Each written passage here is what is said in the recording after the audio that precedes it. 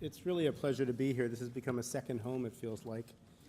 And it's, I've had to sort of rewrite the talk as the morning progressed, because it's so interesting how, and I just want to say thank you, Dean Lawler, to the Hillmans. It's great to meet you, Tom, and Michael for getting this rolling earlier, and Kathleen and Julie, and really and Chancellor Wrighton. I'm just listening to Craig's comments this morning about, really this kind of extraordinary social technology to activate and inspire and motivate the extraordinary idealism of young people, and really make sure that that gets well set in place.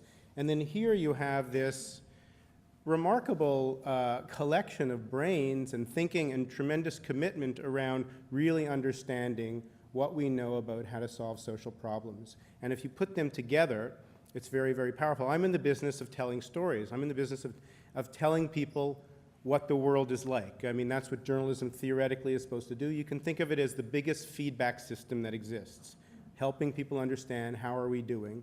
But it's a really flawed feedback system. I mean, there's a wonderful quote by Walter Lippmann that I think of very often. He wrote this about 100 years ago. The way the world is imagined will determine at any particular moment what people will do. The way the world is imagined. And if you walk, I remember a phone call with my father, a couple of years ago. I called him at 11 at night, and I said, "Hey, Dad, how you doing?" He said, "I'm convinced that human beings are worse than animals." I was like, "All right. You happen to be watching CNN, Dad?" Right? And he was, and it's very true. The way we imagine the world is mediated. We can't possibly really know what's going on in the world.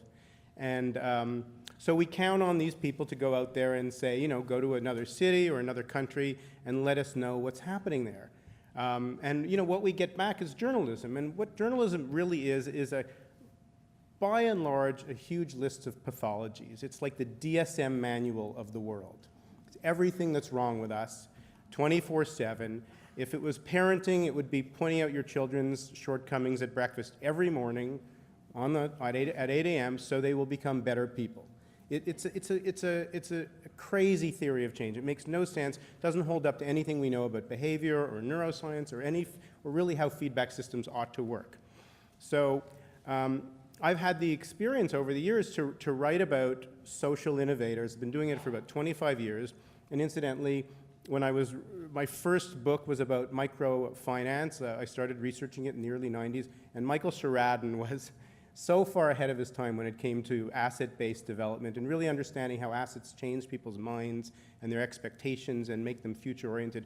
The whole field of microfinance has really shifted to that, but it's taken a long time. So I really want to point that out, that this was really a profoundly important insight that came out of his work. So I traveled around the world when I was writing my book on the Grameen Bank and then how to change the world, and I found all of these social innovators. I looked at the Ashoka Fellowship. Craig is an Ashoka Fellow, in order to find social entrepreneurs.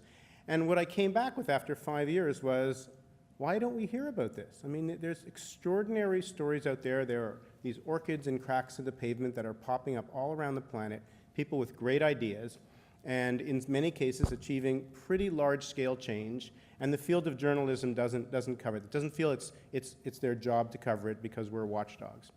So we have started this network as I'll mention briefly. I don't want to really talk about it that much, which is designed to sort of get news organizations to report on these things more regularly.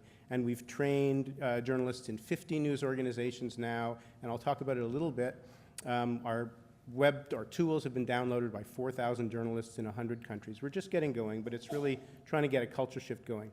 But the main thing I want to talk about here is the profound importance of the work of the research in helping journalists understand how we can respond to social problems better to really provide the foundation for solutions journalism.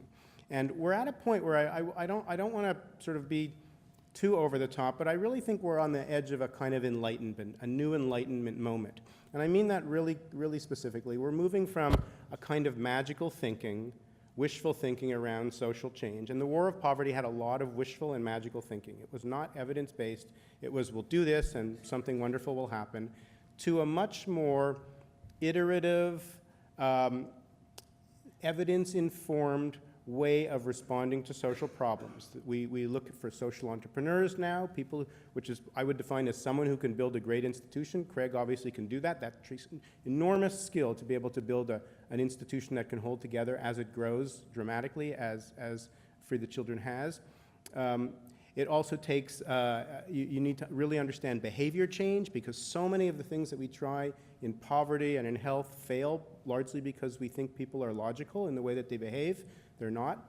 And it requires evidence, and it requires understanding how to get system change to happen, which is a really high art, the art of entrepreneurship, you can think of, getting inside systems and changing the way they function. There's so many of these individual pilots that do fantastic, but they don't get into the water supply, and that's really another art. I just want to give an example of how what we're seeing. And the art of solutions journalism really boils down to asking one more question. We have a little slide with Columbo on it when we do presentations where he goes, just one more thing. And the question is anyone doing better against this, and how are they doing it? Who's doing better? So just to give a sense of, tell a story about a young boy, I'm going to call him Luke. This is a problem that relates right to the mass incarceration problem. So Luke was 4 years old.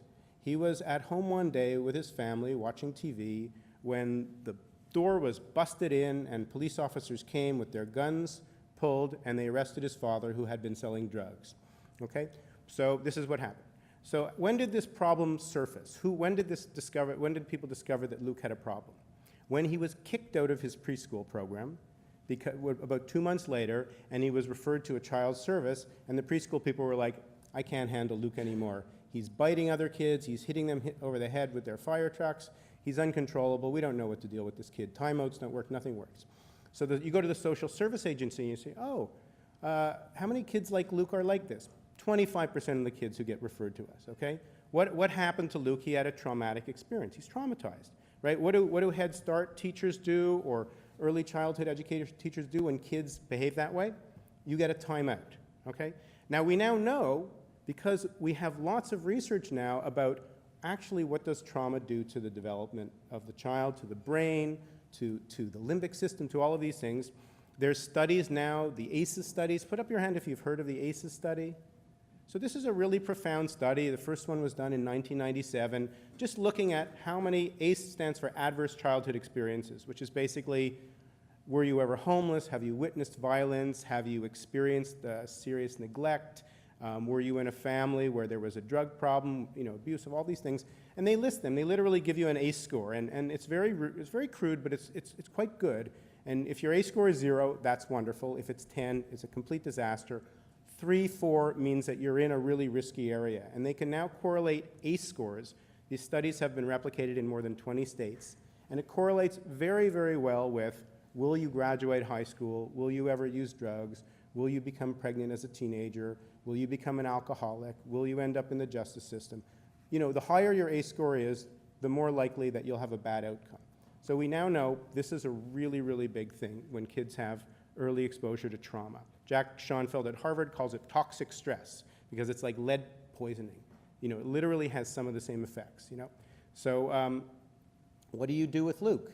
Well, it turns out there's, and this is one of the great things about solutions journalism. If I was a traditional journalist, I'd write this story, and everybody would just be so depressed, because you would think, oh my goodness, on top of ISIS and the polarization in Congress, we have toxic stress running rampant among children in the schools. And it is very high, by the way. Head Start programs, most of the teachers, I wouldn't say most of the teachers, many of the teachers, many of the kids' parents have ACE scores that are above 2.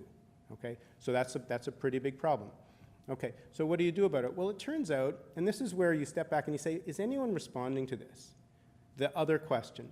And when you start looking, and how do we look? We call up people like Carrie and we say, is anyone doing well against this problem? And it turns out people know each other, and they say, well, actually, there's this really interesting program in Missouri called Head Start Trauma Smart.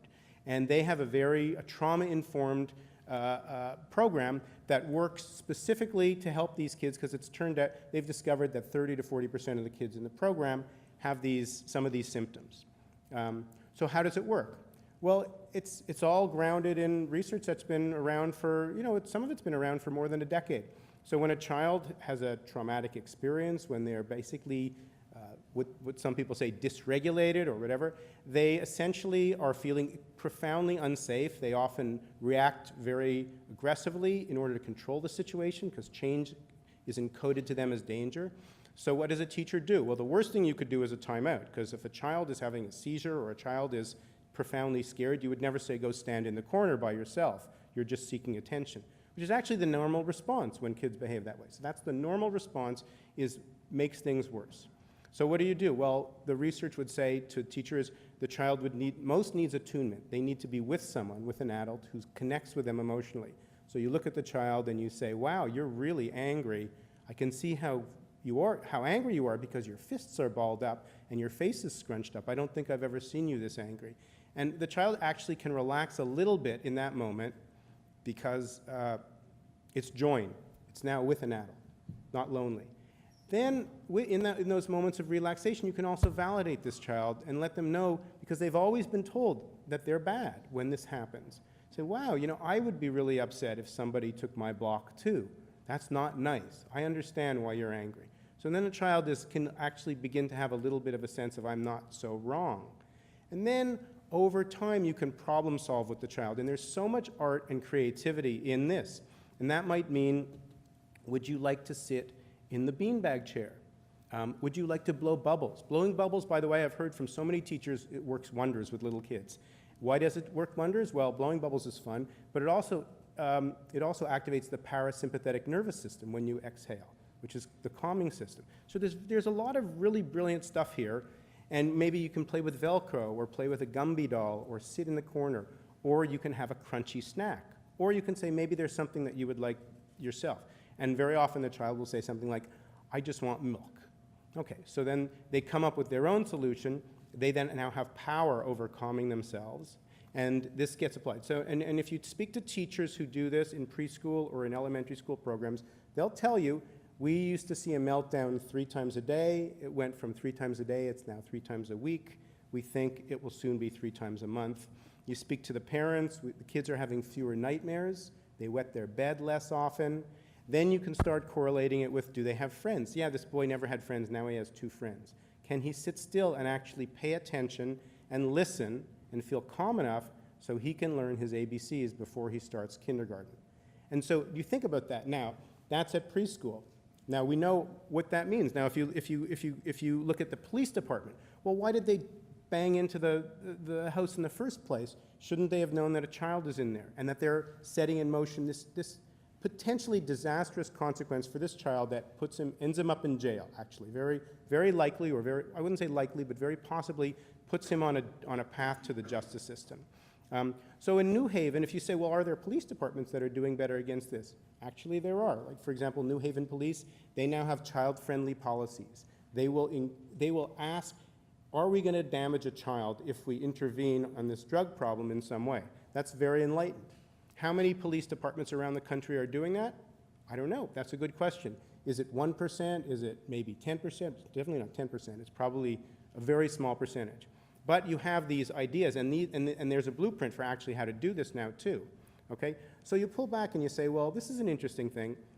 If you went to a hospital for an infection that was very dangerous, and they said to you, there's this great antibiotic, it works really well, it's affordable, but there's only 2 hospitals that carry it. You'd think, this is crazy. Why doesn't every hospital have this antibiotic? And increasingly, we have this situation with a lot of social problems. There's actually things that work quite well. They're not perfect solutions, but they have evidence and they've been shown. And they're only in a few places because the distribution channels for sharing, they're for cross-fertilizing all of this stuff. A lot of it is policymakers talking to each other. We know that doesn't happen so well in this country right now. Some of it is researchers sharing that information very widely and effectively with the public through great storytelling.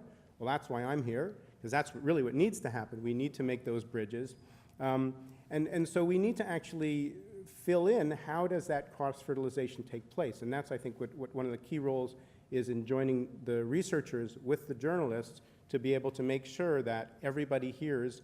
Whenever anybody has come up with a great idea, everybody hears about that, right? Because a great idea in New Haven is a great idea for any inner city. It's not that different, right? So now you can move on and you can say, well, actually, what really happened in this family that caused Luke to get so violent?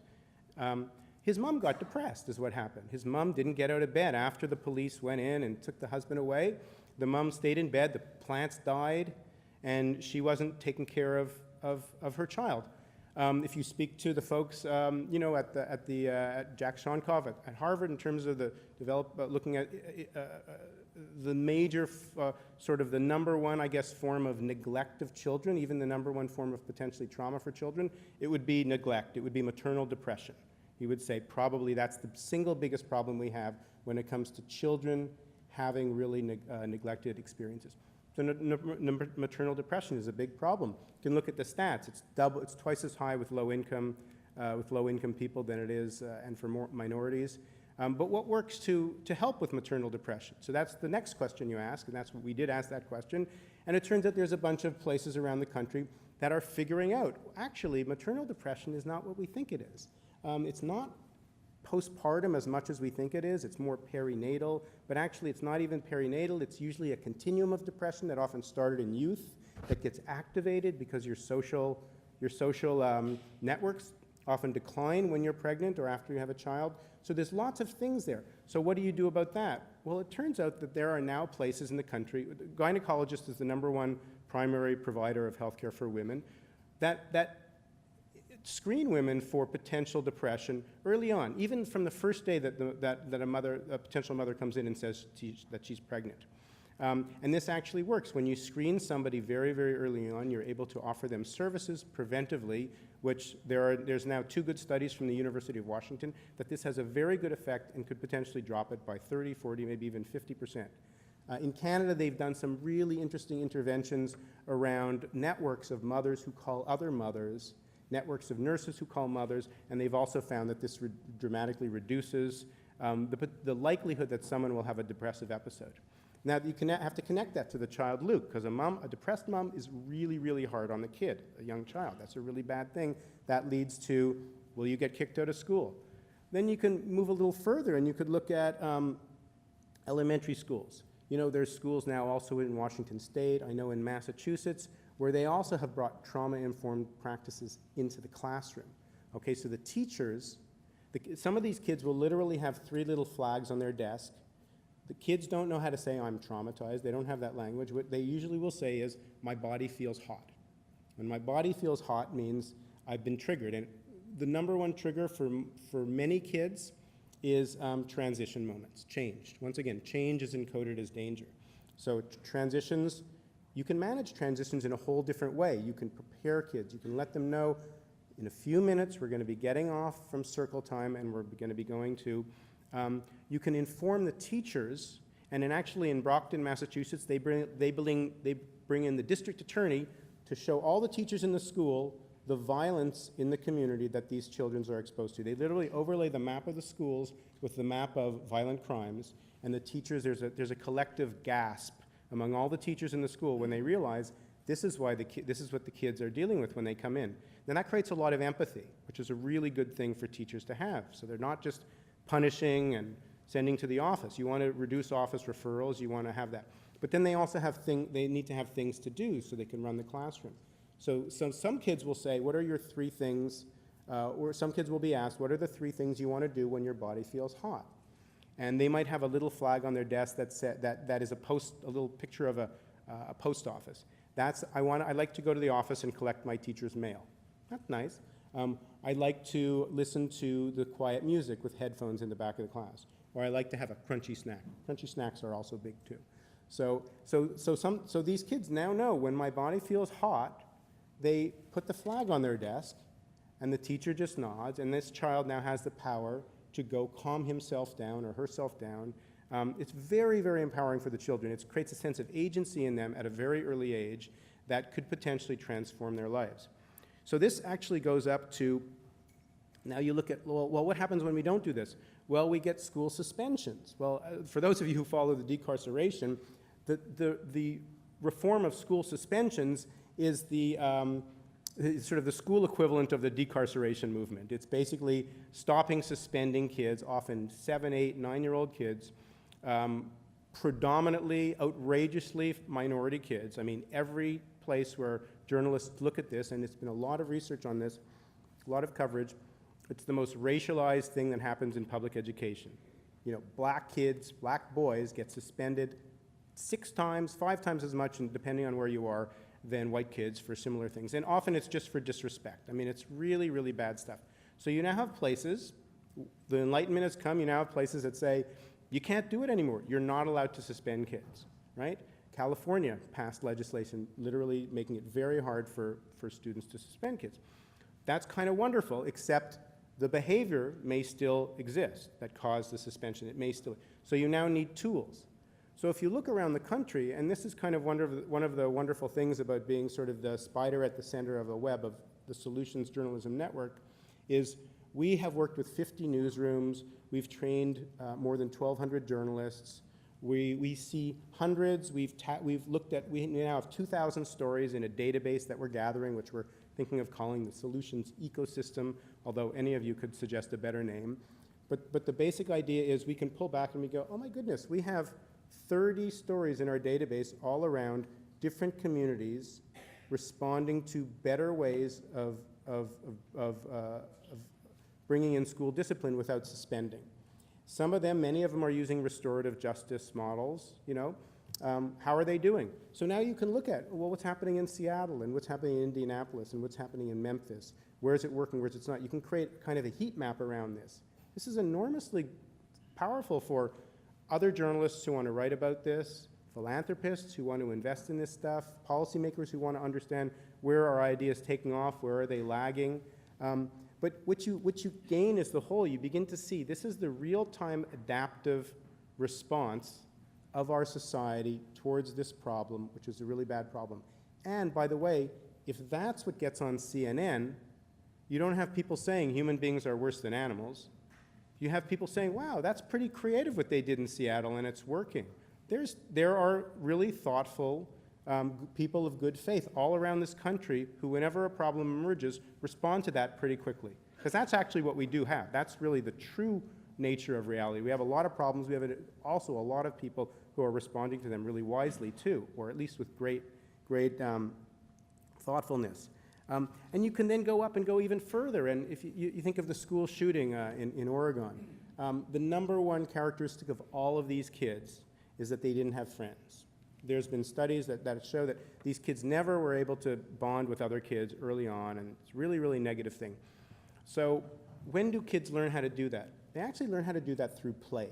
You know, and it used to happen that you learned how to play, not because your parents taught you how to play, but because your older brother and sister and the other kids on the street told you what to do and punished you when you didn't play nicely. Like, it used to be really bad behavior to walk through a game when I grew up in Montreal. It was worse than farting in class. It was a really bad thing to do. Kids do it all the time today because that culture of play has broken down because we're indoors too much, and then the adults organize the soccer games. It's a different thing.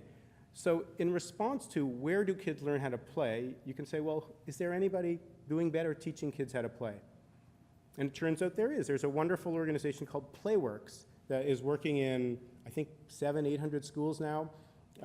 They've grown a lot, and they go in and they help teachers help the kids reinvent recess, which most teachers, many principals will say is the worst time of the day. It's the thing I dread most. It's the thing that makes my nurse cry. It's when we have most of our disciplinary problems. Well, it's when the writing on the bathroom happens and all that. So if you go to a school that has a Playworks recess, and I've had teachers say this to me, I had one teacher say to me, I think rock, paper, scissors could bring world peace. You know? Because it's just a way of solving a conflict. If you're 10, instead of smashing a kid over the head because you were first in line, no, he was first in line, or whatever. So you bring in these skills. They will take the kids who are often the negative leaders, and they will give them a purple T-shirt and a whistle, and you are now a positive leader, and these kids will become positive leaders. They become hugely peer influencers of play, but also because the kids are actually having fun, because kids actually are wired to play. It's not something you need to tell kids to exercise. You don't need to tell them to play Foursquare or something like that. They just have to be able to have fun doing it, and they will if they can. So once that happens, the graffiti in the bathroom disappears. Why aren't the kids writing in the bathroom? Well, they're playing Foursquare. They don't want to write in the bathroom. They'd rather play Foursquare, and they'd rather play tag because the kids know how to do appropriate touch instead of the big kids whacking the other kids during tag. So the school doesn't have to ban tag anymore. There was an epidemic, literally, of banning tag that went through schools a couple of years ago. There were stories about schools across the country banning tag. I mean, that's like a leading indicator of a messed up school system when you have to ban tag, right? So, but we know how to do this. So if you pull back from this stuff, and you can go further into if you just follow the human development trajectory, you can go into the foster care system and look at who are the positive deviants in terms of foster care, the places that most of the time when they age out of this program at the age of 18 or 21, they are functional as an adult. Are there programs that actually do that, right? There are some that don't do that at all. There are some that produce 60, 70% young people who are really unable to be independent, to finish school, to have a job, and to stay sober or whatever. But then there are other systems that actually produce really good results, like Youth Villages in Tennessee has a very, very good record around that. So, and you can go even further to looking at urban PTSD, which is now really being understood as a very, very big driver of urban violence, and all the way up to reentry programs and so forth like that. But if you pull back from this, you realize there's this landscape of innovation all around us. This is, now I say the way we imagine the world will determine what we do.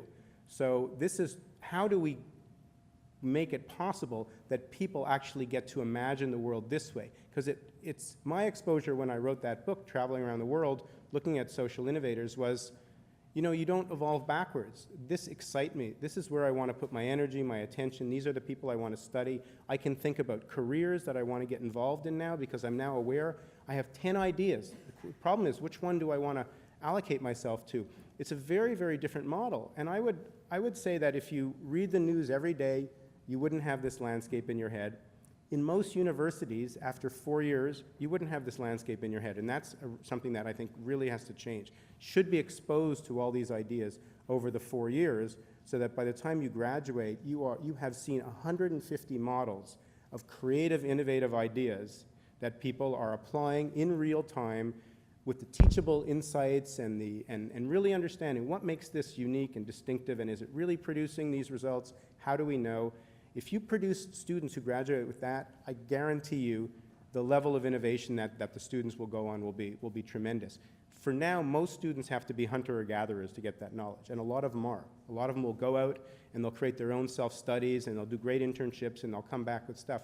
But it's not baked into their education right now in most places. And I think here is probably, just because there's such a critical mass of knowledge about evidence of what's working in so many different areas, it's really, I would say this is the epicenter for that, not only for the Brown School, but I think for many other schools around the country, and also for journalists around the country. We've been talking about how can we get 50 news organizations that we're working with all being able to access these researchers here so that they can really make sense of problems in their communities and really understand how they can write about something or much more intelligently than just reporting on how it broke down.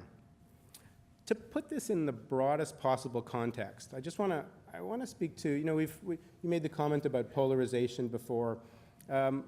It's a really interesting time, you know, where we're living in, where people are, you feel the polarization, you feel the antipathy at a very high level politically.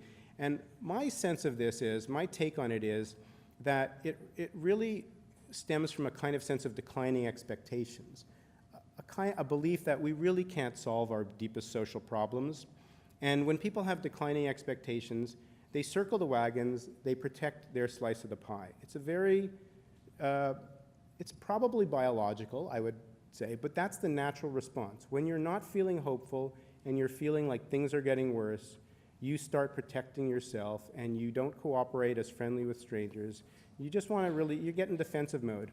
If you think back to the time of Kennedy, when people had rising expectations, when their expectations were, we'll put a man on the moon, and we will launch, you know, all these young people in the Peace Corps, and they'll go out and change the world, and we'll fight a war on poverty, and the idea that people could allow themselves to be generous and could listen to other people.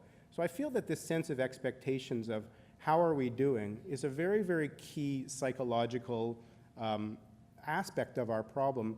And I feel that we can speak to it now because the declining expectations is actually out of sync with the actuality on the ground. We actually are going through a social renaissance right now. I mean,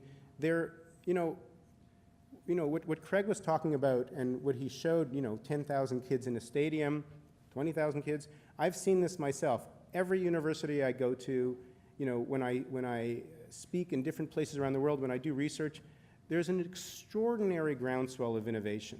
I would say that the spread of agency, the sheer number of people who give themselves the permission and have the ability, which is the networking ability, the communications ability, the awareness of ideas, to be powerful change makers in the world, has dramatically increased in absolute terms and in relative terms. It's the single biggest thing that's changed in our lifetime, the number of change agents. Now there's a really good story to that, and there's a really bad story to that, because jihadists and people who blow up things are also change agents. Their power has also been amplified, and they know very, very well that with a video or a bomb in a strategic place, they can shut down negotiations and they can get a whole state to change its policies. So there's an incredibly destabilizing aspect to the spread of agency in good and bad ways. And we've seen the bad ways that it can be done. We've been responding to it now for 15 years. But the positive ways, the creative and constructive agency, is still a story that actually has not been told. I would say if you speak to 100 students, most of them wouldn't have heard that story. I would say that most of them are very impoverished in their awareness of that story, of the emergence of the constructive agents. And it might have to do with the fact that in universities we focus so much on critical thinking that we forget that critical thinking can very often fall into pessimism, actually. If we do too much critical thinking, our instinct is we really want you to understand how bad things are, okay? We want you to be critical of, and that actually can really be, the behavioral science is pretty clear on that. That leads people to tune out, to eat a pint of ice cream and watch Scandal on TV. That's what it does. So that's not what we want. So what builds constructive thinking? What are the stories and the exposures? So I'm going to end with a quote from Arthur Schopenhauer. I'll show you how literate I am. Every man takes the limits of his own field of vision for the limits of the world. Every person takes the limits of her or his own field of vision for the limits of the world. So that limits of vision is very stark right now. You can see it. You can see it on the news sources and so forth. So the question is really what's the best way to expand that field of vision and make these very real and very powerful possibilities visible, tangible to all the people who can act on them. And I think this is literally the best place in the United States to do that for quite a lot of people. So I'm absolutely honored to be here, and thank you for inviting me. Thank you.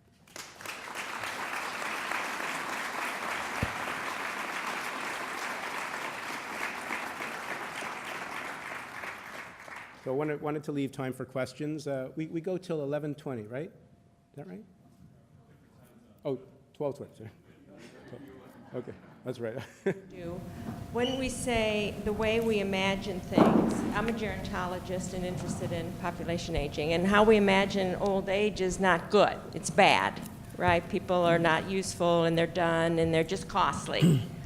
And nobody wants to go there. Can you relate what you're doing to some issues in aging? And Yeah. I really want him to do this because I invited him to be keynote at the Gerontological Society of America, and so he's got a year to start relating some good, how we're taking a problem. And Have we signed the contract yet, or is this an audition? So there's,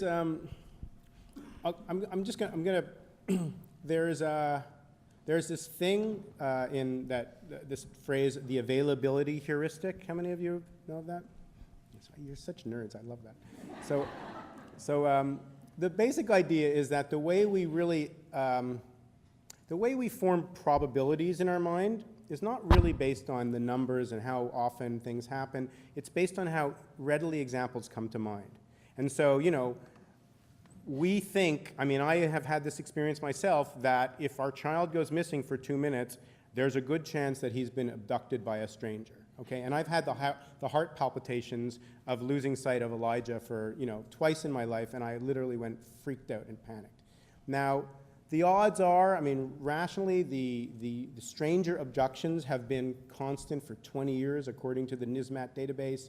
They're not really that common. One in is like 80, way less common than being struck by lightning. Okay, so, but that's how we think. So it's very hard to counter that. By the way, those images, if you watch, Geraldo Rivera or whatever, and you see that image, you don't counter that. No amount of statistics really can break that down. That's in your limbic system. So I would say that one of the things that we need to do for this aging question is we need to really create very memorable, powerful examples that are very aspirational for the things that society wants to happen in the encore years. Okay? I think it's through those stories they're basically the most powerful stories. The things that people connect to the most are stories of people doing things that are fun with other people who they care about that's meaningful.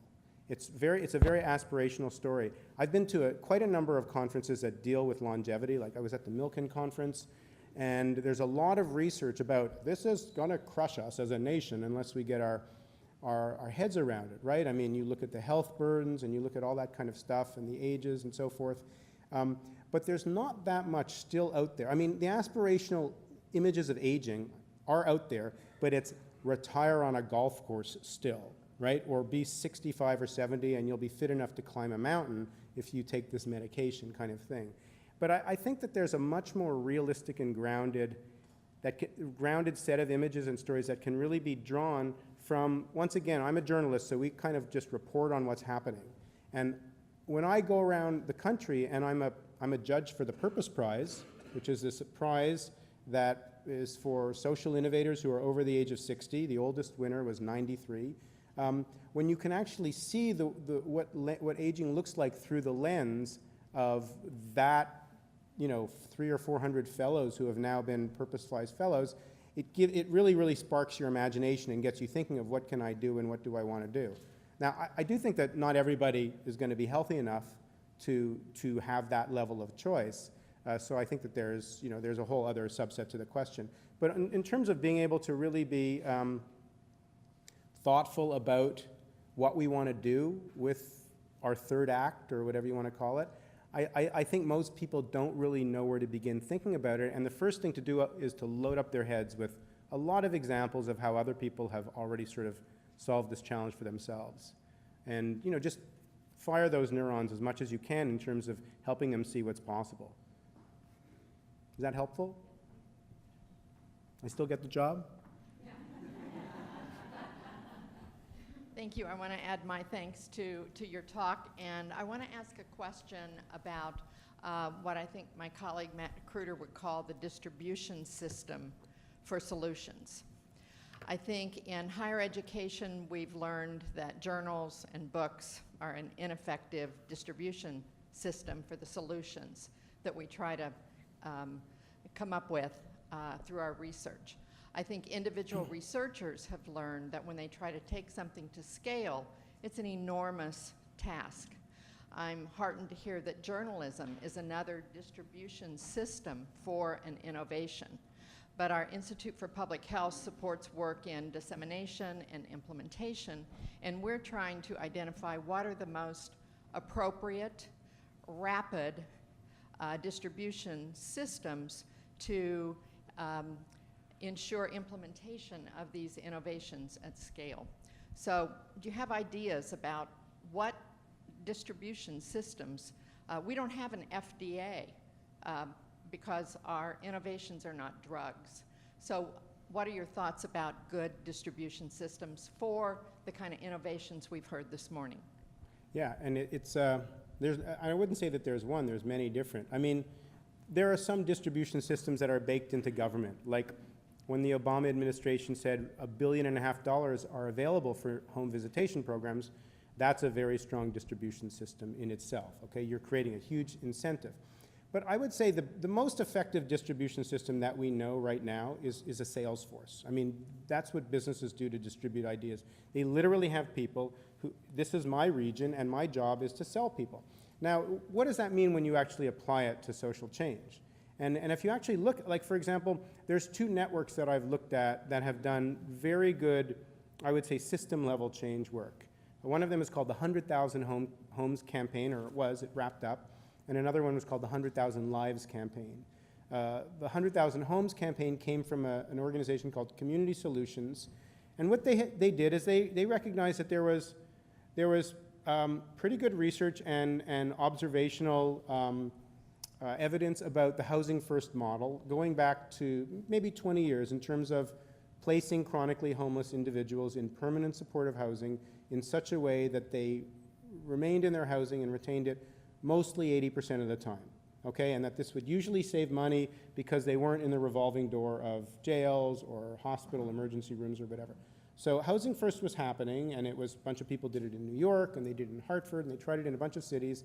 And most of the places where they tried it, they were pretty successful. It wasn't 100% successful, it still has problems, but it's still sort of the best way to provide housing for the chronically homeless people. That subset of homelessness. Not family, not youth, but these people who typically have lived on the streets at least for 6 months, and in many cases 20 years. So then, when you look at that, they said, well, why? There's 200 communities around the country that could be using this right now. How do we get those 200 communities using it? They set up a sales force. They basically said, we're going to create a campaign. We're going to figure out how these people should talk to each other, right? The person in Baltimore solved this problem. They figured out that HUD lets you do this thing, and just that one innovation helped them double the rate at which they were able to house this particular category of people. So they put that person in Baltimore in touch with the person in Phoenix. And they created a network of learning that worked very well. They went around the country having what they called housing placement boot camps. That's what they called them because the person who designed this whole model was a graduate of West Point.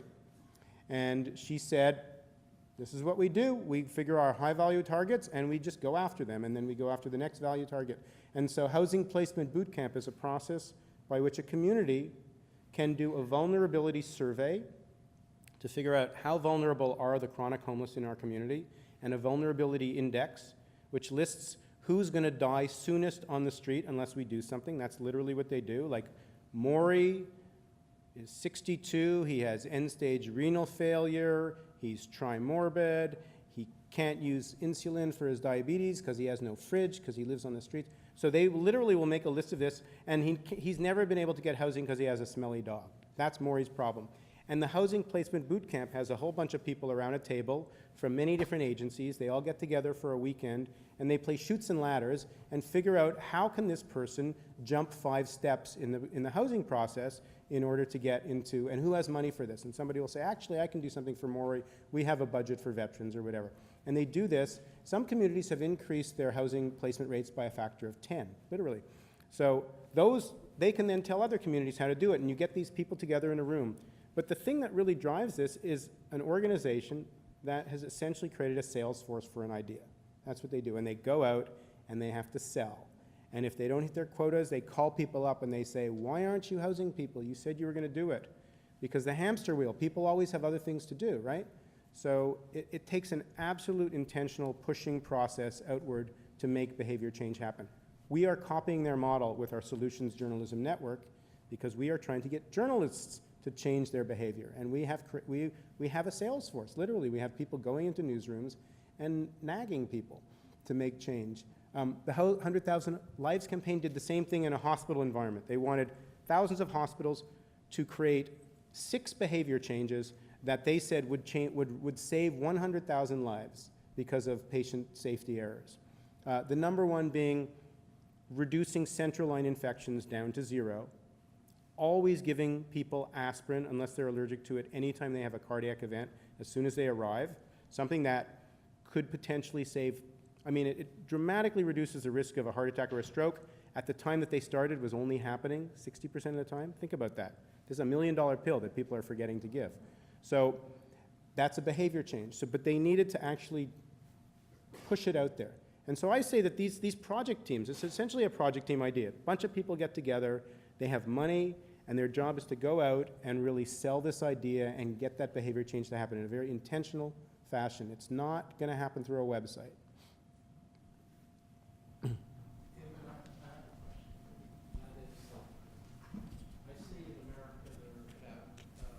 2 million not-for-profits. Even in our community, there are over 1,800. And what I see is these little organizations, and 35% of their overhead is allocated just to raising the funds. And I see an enormous amount of duplication of effort.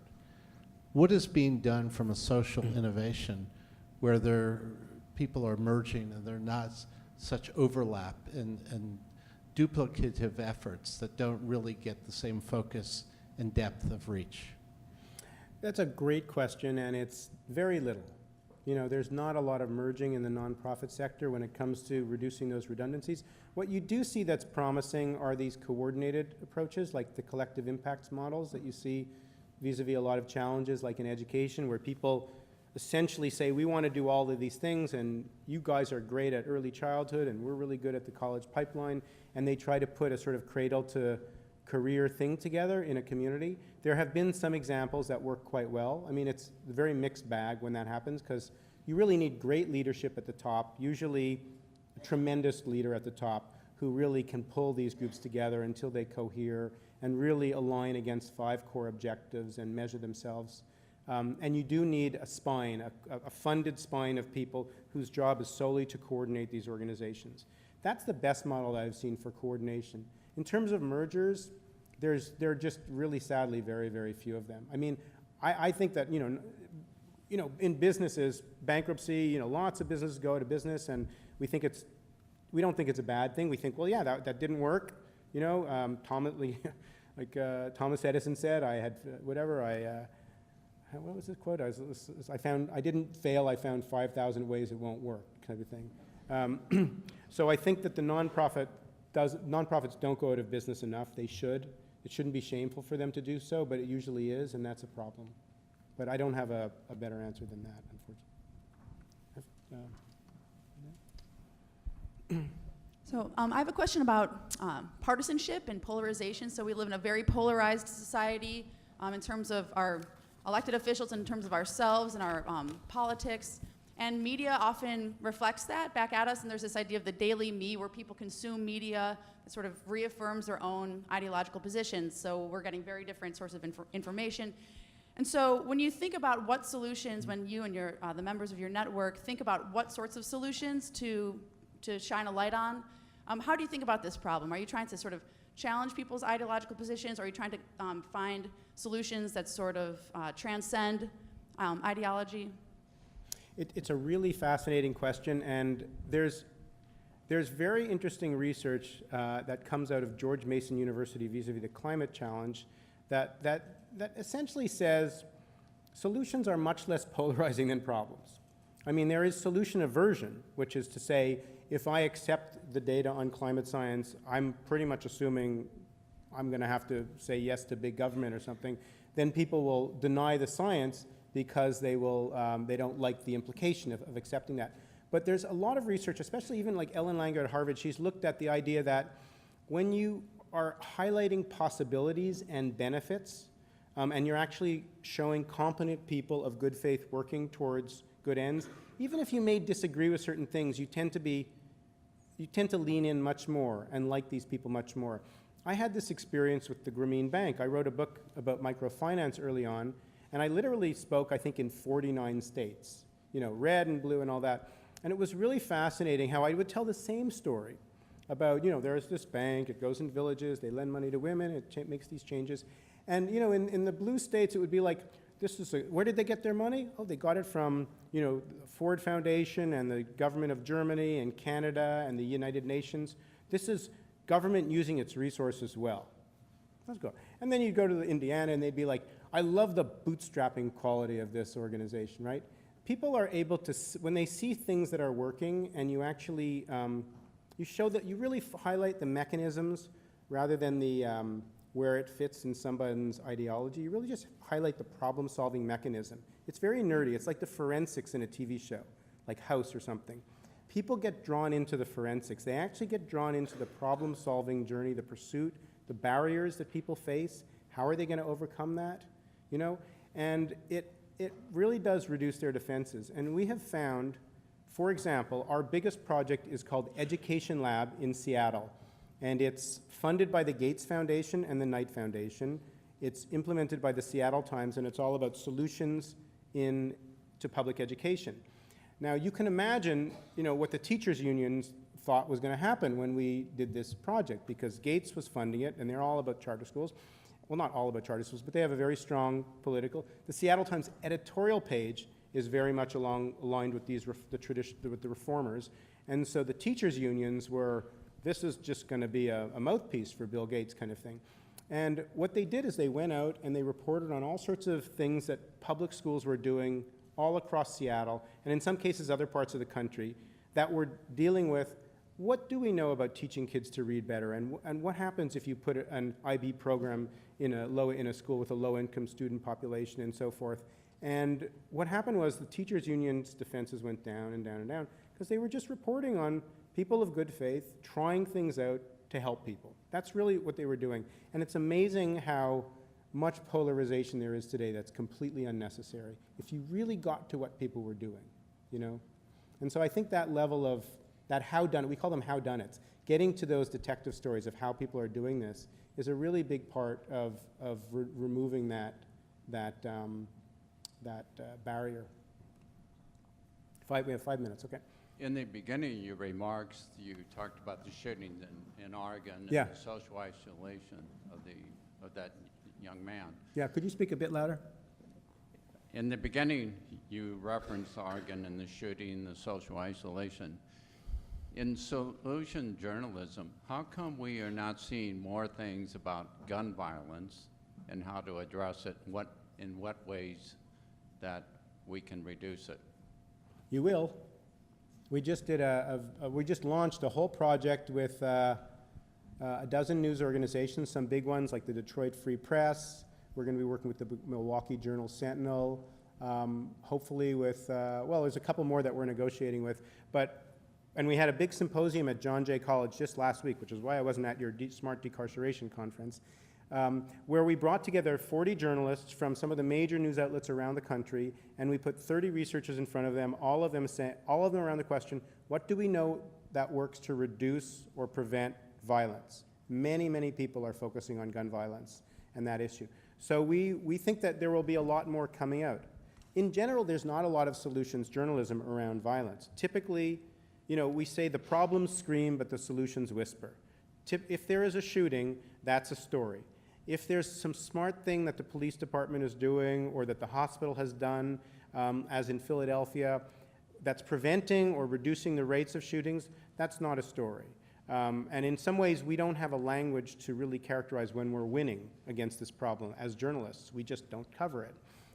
So really getting people to change that impulse and use data and be able to really look at, wow, we've made progress here, we didn't even realize it, and then go and try to figure out how that happened. That's what we're working on with these news organizations. That's the thing that has to happen. It's a bit of a defibrillator to the journalistic instinct to get it changed. But I'm hoping that we'll see a lot of this. We're hoping that we'll see a lot of major projects that will come out of this what we call it our violence engine pretty soon. And one thing I just want to say, but I don't want to forget, this is my big ask for all of you. If you see examples of solutions journalism, and a solution journalism story is a story that looks at a problem, looks at a credible response to that problem, has some evidence that shows that it's working, and explains how it's making a difference. If you see stories that follow that, please tweet about them, for those of you who tweet, and use the hashtag #TheWholeStory, hashtag #TheWholeStory. That should have been my one slide. Hashtag #TheWholeStory altogether. That's kind of how we hear about these things, and we have this, as we say, we have this database, and we now have 2,000, but we would really like to fill it up and be able to show the heat mapping around issues much more scientifically and be able to find these stories as they surface in a much more systematic way. So if you know people in the news business or whatever, that's really helpful to us. I think we have one more. I wanted to follow up on final Tom's question, if I could, over here. If I could follow up on Tom's question. He asked about collective impact. Yeah. And great program, great idea. It's hard to fund the spine to do the coordination. For those who don't understand it, you have to have an organization that manages the process of collective impact and is the spine you mentioned. How do you fund that? And how do we stay connected with you in this work, which I'm just hearing for the first time, and I'm amazed I've never heard of it before. So I'd like to stay connected with you, and thanks for bringing WashU to bringing you here to us. You rock. Thank you. To stay connected with us, our website is solutionsjournalism.org. We are relaunching it completely, hopefully in just a few weeks, and we'll have a network page where you can join the network and say, I'm a researcher, or I'm a journalist, or whatever. So that's how you can stay connected. And there's all sorts of tools and things that are going to be on that website, all related to this stuff. In terms of funding the spine, I think it's always a hard thing to do in philanthropy. That's been a hard thing for these things to do. This is really a call out to, it seems to be these collective impact models. Generally speaking, the spine seems to be funded by individual philanthropists by and large, not always, but there's this kind of people who can say, I'm just going to put together this project team, I'm going to fund them for 3 years, and I trust the people who are running this that they are going to do something really dynamic with it. But it usually requires people who can see a little bit over the horizon and are going to allow people, because it's a very creative, unscripted task to put together, to turn a city into a team is a very hard thing to do. But that's kind of where it seems to have worked. It's had those ingredients. So thank you again. Thank you.